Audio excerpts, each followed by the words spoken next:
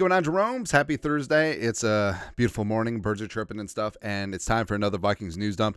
NFL Combine starts in earnest today, so meetings and all the interviews and blah blah blah are still ongoing. But the actual underwear Olympics is on, and hopefully no one pulls a Chris Jones. But I mean, it turned out pretty good for Chris Jones, right? First ballot Hall of Famer, one of the best defensive interior forces in the game, going to get paid in free agency, and I'm not saying, I'm just saying.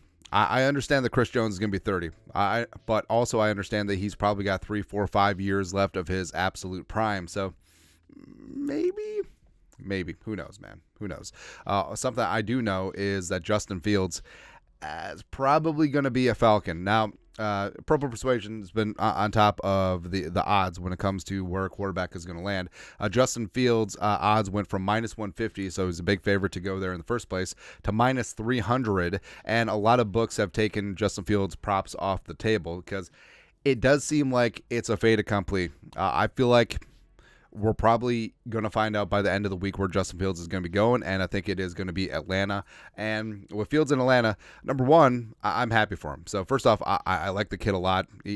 Chicago just ruined him, whatever. But I think for him to have a shot at a great career, I think Atlanta is the place to do it. You got Pitts and London and Bijan, and Zach Robinson's going to do good things with him. So, and also effectively he's back home. So I think that does make the most sense. Also, it does shut down the most likely free agent location for Kirk Cousins. So I think that we said yesterday, I think right now, maybe it's like 50-50. Kirk returns to the Vikings. Actually might be like 60-40. But if Fields is traded to the Falcons, I think it's 90% chance that Kirk is back with the Vikings, and probably at a contract that is a lot less than you think it'll be. Speaking of Kirk, so again, Purple Persuasion. So of the aggregator accounts, I think Purple Persuasion does some of the best work, especially when it's just straight up quotes. Because sometimes it's hard, like if a Rap Sheet or whoever or on the radio will just do a quick drive-by quote. Sometimes it's hard to search through and find the quote. So they do a great job with that. Vikings GM Kwesi on KFan on when a likely decision on Kirk Cousins will be made. Quote, this is Kwesi. I think it probably go right down to the deadline. I hope it doesn't. I don't like hoping, but as I've learned in this league, deadlines do just kind of get people to tighten up, I guess, and come to that final agreement. Now, legal tampering starts on March 11th, and then 2 weeks from now, March 13th, Kirk's contract voids at $28.5 million is dead on the cap, and then he's a true free agent, right? And we've already pointed this out. Like, even if the contract voids and $28.5 million is dead, they can structure a contract, a new contract with Kirk, where it would be cap friendly for this year as well as future years, and it could simulate some of the void years. They could have a large signing bonus as part of it, so it prorates. I mean, there's always ways around it, especially with Rob Brzezinski. Pete Persich, voice of the Vikings, again another pull quote here, talking about talking about the situation with Kirk Cousins, and I feel like Bursich, who's my neighbor, where's my leaf blower? I think that he says what a lot of Vikings fans feel right now. All right, so this is Pete. Quote, you want to bring Kirk back, but then you want to bring JJ back too. Can you pay them both? Yes, you can. And then there's Daniil. Can you pay all? Probably not. Well, I think Daniil is going to get insane money in free agency, man. You can't. Somewhere you're going to have to cut some things. That's what's up, Sylvie? That's, again, why I'm all about the concept of the rookie quarterback. This is a year to do it. So, yes, having your starter on his rookie contract is the best competitive advantage right now in the NFL, especially the way that quarterback salaries are. You free up so much cap space, and you're able to spend in other areas of the team, and you can really go for it when your quarterback is on a rookie deal. And we said, maybe a team should just do this concept where they build up in both of the trenches and they're constantly rotating through quarterbacks on the rookie deals, right? And maybe that would work, maybe not. Who knows, man? And this is the year to do it. Yes, I mean, this could potentially be one of the deepest quarterback classes in NFL history. All these things have fallen into place, but for Kirk, I don't know how much he can walk in and just demand. Demand this guarantee, demand this. Hey, hold on, buddy. Where else are you going to go? You're 36, coming off a torn Achilles. We love you here. We'd love to have you back, but I don't think you can do it at the pay level you had him at before. And that's what we've been saying with Kirk, where especially if Atlanta goes away as an option, I think that for all the reasons why the Vikings will be hesitant to give Kirk Cousins big-time money or long-term guarantees is the same reason other teams would be shy about it as well. Given his age, going to be 36 in August, as well as coming off that torn Achilles. Plus, I mean, with quarterbacks, like, do you want Kirk's next season to be like Matt Ryan's last year with the Colts, and then you still have guaranteed money with him for the next 2 or 3 years? No. Absolutely not. So I think Pete is spot on right here. Also, I might be wrong here, but when 2003, when new Vikings quarterback coach Josh McCown knocked the Vikings out of the playoffs, I think that Bursich was the linebackers coach, and I'm pretty sure. So I think PA relayed the story that they were talking after the game, and Bursich was bummed because they had the assistant coaches had like a $10,000 playoff bonus. So Josh McCown owes Pete Bursich like $10,000, which is great, man. It's fantastic. Next up, so Vikes fan page. The Vikings will meet with UNC quarterback Drake Maye this week at the Combine per rap sheet. There's been sporadic reports about Vikings meeting prospects. I mean, the Vikings, I'm sure, have already met with tens, maybe even hundreds of prospects already. But we're going to do a separate video just sort of tracking who's meeting who. It's going to be good. Maye is expected to be a top 3 pick and already has ties with newly hired quarterback coach Josh McCown. So again, I mean, it's kind of exciting where the Vikings could run it back with Kirk, but it will be on the Vikings' terms. I don't see the Vikings giving Kirk like a 3-year fully guaranteed deal. I just don't see that. But even if Kirk is back, you could see them making a very aggressive move up the board and getting their guy, whether it be Maye, whether it be Daniels. Well, if Caleb Williams falls out of number 1, like hell, maybe. Who knows, man? But it is a pretty exciting time because drafting that young quarterback high, I mean, it's probably the best time for hope amongst the franchise, because what if this guy is a dude? What if this guy is a quarterback, Super Bowl caliber quarterback who leads you to the promised land? And potentially getting up there. So, Bridget Condon, NFL Network. What do the Chargers do with the 5th overall pick? Joe Horitz mentioned the depth in this draft at offensive line and wide receiver. Does that mean they trade back? So, 2 needs certainly there for the Chargers, especially if and when they do part ways with either Keenan Allen and or Mike Williams. But yeah, Harbaugh wants to get back to playing tough physical football. I think an offensive lineman does make sense. But if they could trade back and still secure one of the top tier tackles, whether it be Alt, whether it be Fuaga, whether it be Fashanu, etc., I think they could do that. And like we said, 3, 5, 7 are the key trade-up places. So 3, you're getting into the stratosphere. 5, you're ahead of the Giants and the Falcons. And 7, you're ahead of the Falcons. And also, the higher you get, the less opportunity a team like the Broncos or the Raiders could leapfrog you for one of the rookie quarterbacks. So I would watch 5 because I think Arizona is going to stick and pick, because I think that they want a tier 1 receiver in Harrison Jr. or Neighbors, whoever falls there. So I think they're going to be locked in. I could see with the new regime with the Chargers, I could see them motivated to move, potentially Tennessee as well. But we'll see what happens. Next, all right. So speaking of Josh McCown, I'll put it on the table. I would be willing to bet good money that Josh McCown is an NFL head coach within 5 years.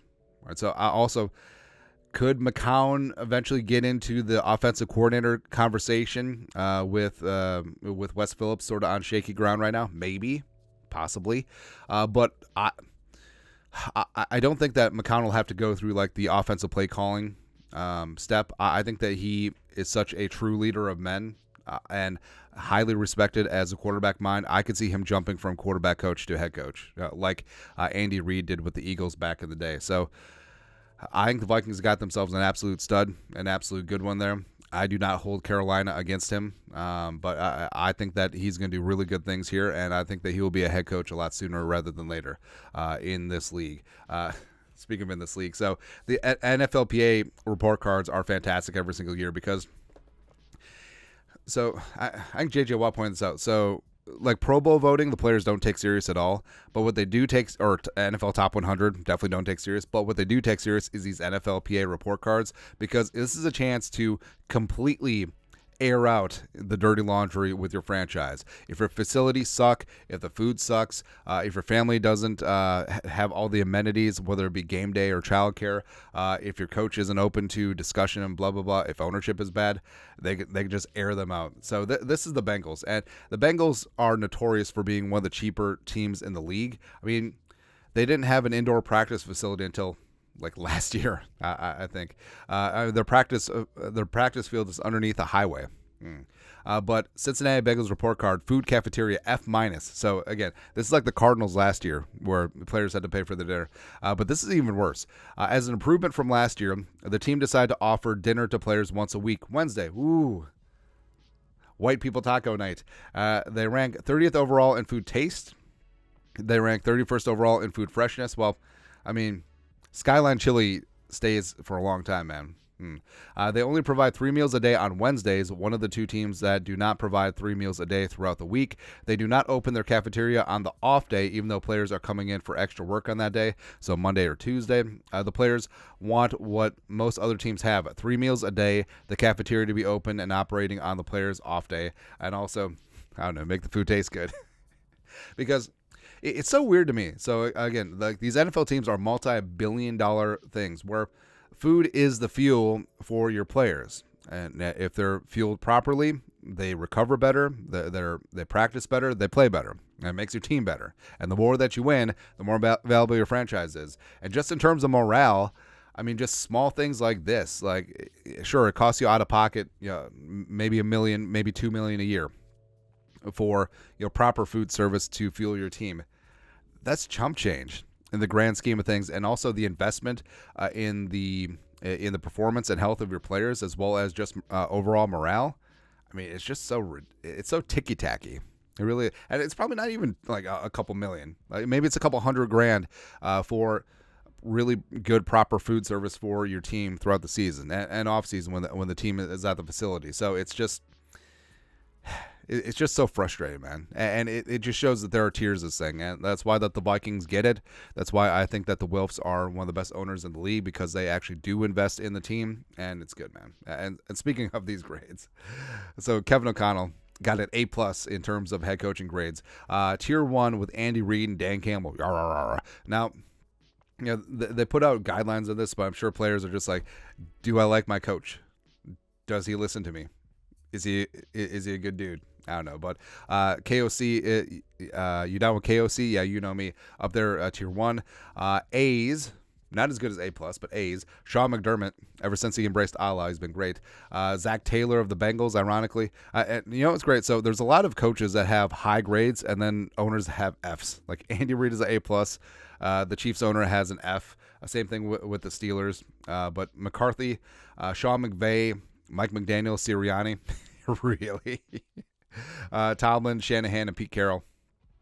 Then down at the bottom, the only guy who got a D is Josh McDaniels. Now, Ron Rivera got a C, probably because Ron is just old school and just like old and sort of on his way out. So understand that. Arthur Smith, C+. Stefanski with a B-.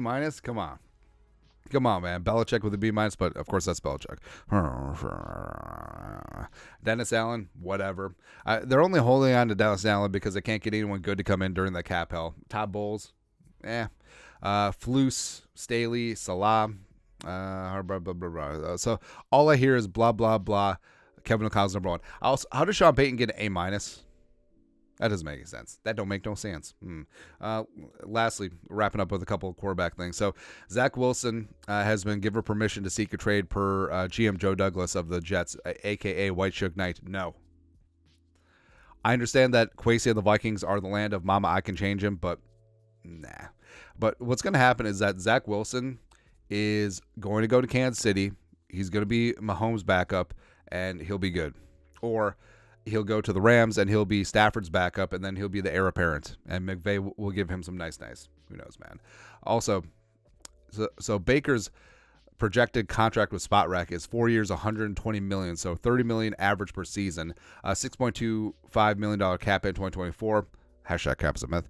And also $53 million guaranteed. So if Baker is getting 4 years, $120 million, like, I don't want to hear jack squat about Kirko getting 35 or 40, because I mean, Baker is fine, sure, but